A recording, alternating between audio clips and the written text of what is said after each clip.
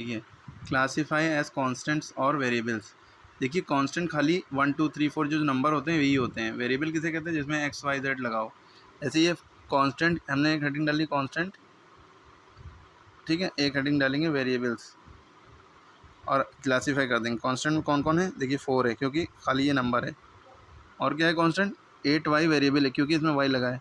3/7 constant है, खाली number है। -8 कांस्टेंट है और 0 भी कांस्टेंट है, ठीक है। बाकी -8 वाई वेरिएबल, 9x वेरिएबल, ठीक है, ये variable 9x variable, A B variable, px/y भी और ए बी। क्लियर होगी बात? Write all the terms of the following algebraic expression. इनके सबके टर्म्स बताना है। ये जो दिया हुआ ये एल्जेब्रिक एक्सप्रेशन कहलाता है। ऐसे लिखा है 3x + 5y - 6z, ये क्वेश्चन नंबर 2 का है। इनके क्या लिखने हैं आपको? टर्म्स लिखने हैं, टर्म्स लिखने हैं। ये पूरा एल्जेब्रिक एक्सप्रेशन कहलाता है। ये पूरा क्या कहलाएगा? Algebraic expression. और बड़ा आसान है, टर्म्स लिखना है, मतलब इनको तोड़ तोड़ के अलग कर दो। ये जो 3x है ये एक टर्म हो गया, कॉमा लगा दिया, सेमीकोलन। 5y एक टर्म है, ठीक। मतलब ये -6z ये एक टर्म है। ये कह सकते हैं कि हाँ, combination of terms is called expression, algebraic expression, ठीक है। प्लस माइनस का साइन हाँ, हटा के नहीं प्लस माइनस साइन लेंगे। जहाँ प्लस लगा यहाँ प्लस छुपा हुआ है ना, यहाँ -6z था, देखिए माइनस लिया है, ठीक। इसी तरह ये सारे आप कर लेंगे, 6a² 5b² - 3cd, ठीक, सब कर लेंगे ना। अब यहाँ देखिए write down the algebraic expression whose terms are. अब इसका उल्टा करना है, ये सब टर्म्स दे दिए हैं, अब इनका एल्जेब्रिक एक्सप्रेशन करना है। देखिए 3 का पहला वाला कैसे होगा? इनका क्या बनाना है? वो एल्जेब्रिक एक्सप्रेशन। तो 4a² लिखा है, माइनस माइनस, यहाँ कॉमन लगा, यहाँ प्लस लगाते हैं, लेकिन प्लस जैसे ही लगाएंगे प्लस माइनस माइनस हो जाएगा, इसलिए माइनस ही लगा रहने दो क्योंकि अगला टर्म माइनस में है। फिर कॉमा की जगह प्लस लगाएंगे, प्लस के बाद माइनस लगाए, प्लस माइनस माइनस हो जाएगा, इसलिए माइनस ही लगा रहने दो, ठीक है। अब इसी तरह इसका आ जाएगा 7x - 5 + 8x², ठीक है। या आप इसको बेटर है कि आप पहले 8x² लिखें, पावर बड़ी पावर वाला पहले लिखें, फिर x⁴ वाला प्लस 7x। अब आप कहेंगे सर 7x से पहले प्लस तो है नहीं, यहाँ प्लस छुपा हुआ है, -5, ठीक है। क्लियर हो गया? इसी तरह याना आप सारे करके दिखाइए, सारे करके दिखाइए, डरिए कि नहीं, कर लेंगे। अब देखिए identify monomial, binomial and trinomials. अब इसको समझना बहुत आसान है। देखिए मोनोमियल माने होता है एक टर्म, मोनो माने 1, बाई माने बाइसाइकिल में, बाई माने 2 टायर होता है ना बाइसाइकिल। बाइनोमियल माने 2 टर्म होंगे, ट्राइनोमियल माने 3 टर्म होंगे, ट्राई माने 3। अब देखिए पहला है, इसमें देखिए कितने टर्म कहाँ से बदलते हैं? बीच में प्लस या माइनस होगा तो टर्म बदल जाएगा। तो प्लस ये है, यानी इससे पहले एक टर्म ये, प्लस के बाद एक टर्म ये, टोटल कितने टर्म हो गए? तो ये क्या हो गया? बाइनोमियल, ठीक है। अब देखिए यहाँ देखा हमने, एक टर्म ये, 2 टर्म ये, 3 टर्म, ट्राइनोमियल।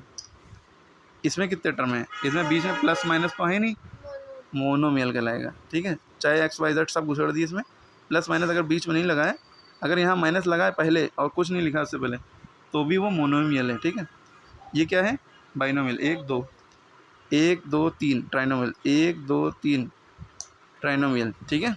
ओके, याद रखिएगा अगर नीचे एक्स वाई जेड है, जैसे यहाँ 2/7 है, 7 की और ए नीचे होता या वाई नीचे होता या ए बी सी डी में से कुछ भी नीचे होता, तो ये ना मोनोमियल, ना बाइनोमियल, ना ट्राइनोमियल, ये पॉलिनोमियल ही नहीं होता, ठीक है। अगर वेरिएबल नीचे है या वेरिएबल की पावर माइनस में है, यानी a की पावर -2 है, तो वो पॉलिनोमियल ही नहीं है। Right the coefficient of a in the following. जब भी कोफिशिएंट किसी चीज़ का बताना हो, a का बताना है, तो a को छोड़ के जो दिख रहा है वो आंसर है। तो इसको a कोफिशिएंट 3 है, फिर a का कोफिशिएंट p है, यहाँ a का कोफिशिएंट क्या हो जाएगा? -3p।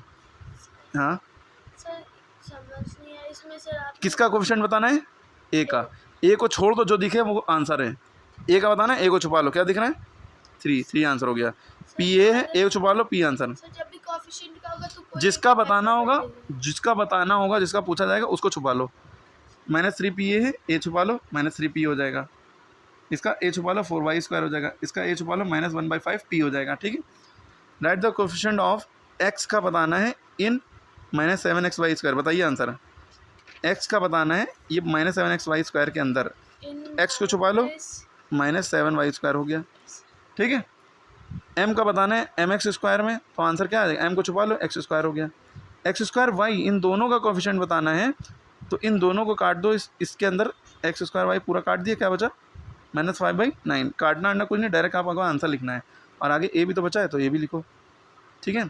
ए का बताना है माइनस ए में, तो ए से ए कट गया, बचा -1, तो आंसर हो गया -1, ठीक है। क्लियर हो गई बात। Write down the numerical as well as literal coefficient of the following monomial.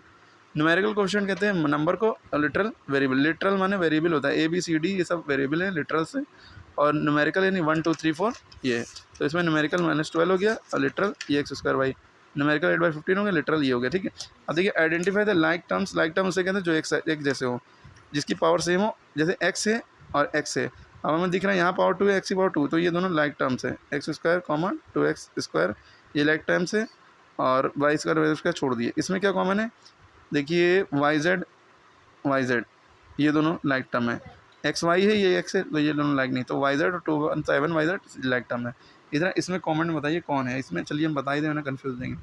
C A B square, यानी कि बी पे स्क्वायर है, सी ए पे नहीं है, बी पे स्क्वायर है, सी ए पे नहीं है, तो ये दोनों लाइक टर्म हो गए, ठीक है। ए पे स्क्वायर है, बी सी पे नहीं है, ऐसा कुछ है नहीं, तो ये नहीं रहेगा। सी पे स्क्वायर है, ए बी पे नहीं है, ऐसा भी नहीं है।